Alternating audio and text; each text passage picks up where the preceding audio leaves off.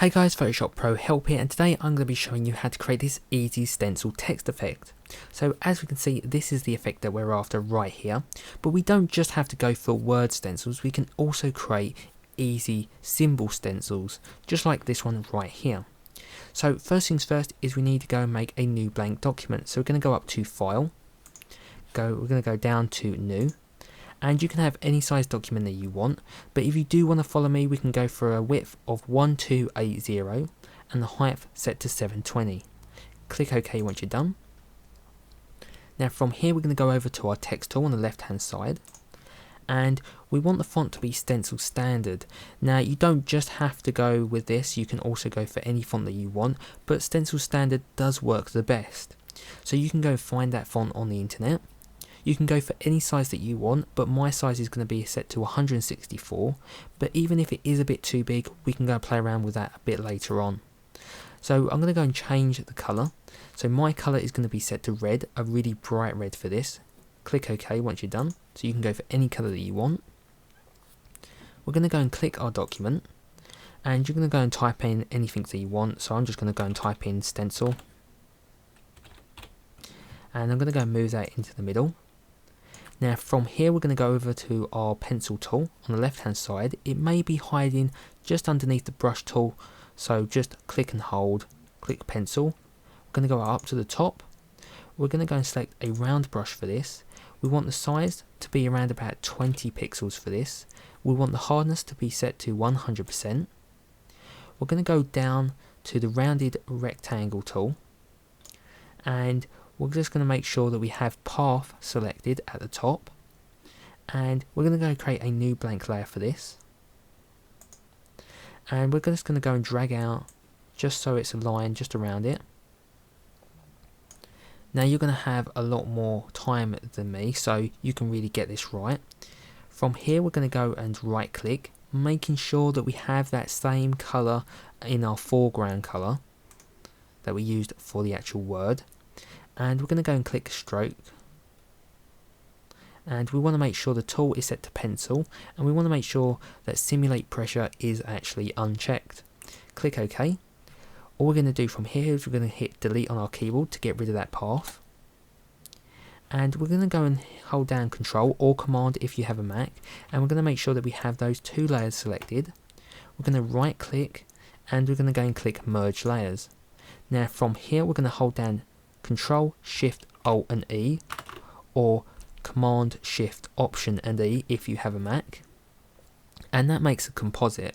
Now from here what we're going to do is we're going to go up to Filter, we're going to go down to Filter Gallery, we're going to go to Brush Strokes, and then we're going to go to Spatter. Now once we are onto this, we're going to go to spray radius of 15 to 20, it's really up to you, and the smoothness set to 8. Now don't worry if it is too messy, we are going to go and sort that out. So we're going to go and click OK. Now from here we're going to go up to select, we're going to go down to colour range, and because I've selected red, I'm going to go and put the select to reds. Now if you've gone for a yellow or a green, then you can obviously go for a select of greens, blues or yellows or magentas or whatever the colour that you've actually selected. So we're going to go and click OK, and it selected everything that we needed. We're just going to go and uncheck that eye for the top layer. We're going to go and select the bottom layer, and then from here we're going to go and add a layer mask. So bottom right hand side, it looks like a camera, click that, and as we can see it's really nicely tidied it up, and we can actually make out what the word says, so it's not too messy now. So we can go and delete that top layer because we don't need it. And then from here we're going to go and add a few scratches. So we're going to go over to our pencil tool, we're going to go up to the top, and I've loaded some scratch brushes. Now you can go and download these off the internet, there's loads of them around. Now I will hold a link in the description bar for you to go and download some, but you don't have to follow me there.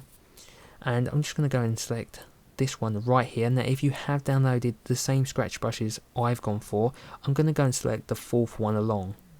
So click that. Make sure that you have the masking layer selected, make sure that you have black as your foreground colour, and then all we're going to do is click once onto the stamp, like that, and it's created some really nice scratches. Now from here we're going to go and press Control, Shift, Alt and E again, or Command, Shift, Option and E if you have a Mac, and that creates another composite. So from here we're going to go up to the magic wand tool. We're going to go and click our colour, which is the red, or any colour that you've actually done it in, and from here we're going to go up to select, and we're going to go and select similar. Now we're going to go and make a new blank layer for this, so bottom right hand side, and then from here, because we have that bright red or that bright colour also in the foreground colour, we're going to go and hit Alt and delete, or Option and delete if you have a Mac, and that creates a new blank layer onto that. So we're going to go and press Control and D or Command and D to deselect, and from here all you have to do is drag and drop it onto any layer that you want.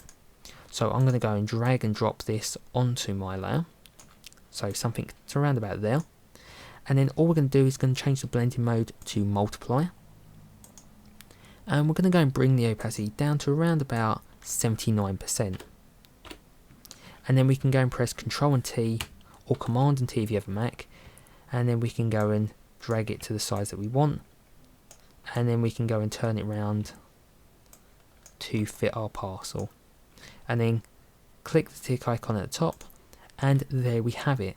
It's that simple. Now if you do want to create a symbol with this, it's the same thing, but we're not using the rounded rectangle tool, we're using the customized symbol tool. So that's in the same part. Now you can play around with this and create loads and loads of different effects and loads of different colours with this. So go and have a lot of fun with this, and I hope you enjoyed the tutorial. Please comment, rate and subscribe guys. Go check out the website and stay tuned for more lovely tutorials to come, and I'll see you next time guys. Bye for now.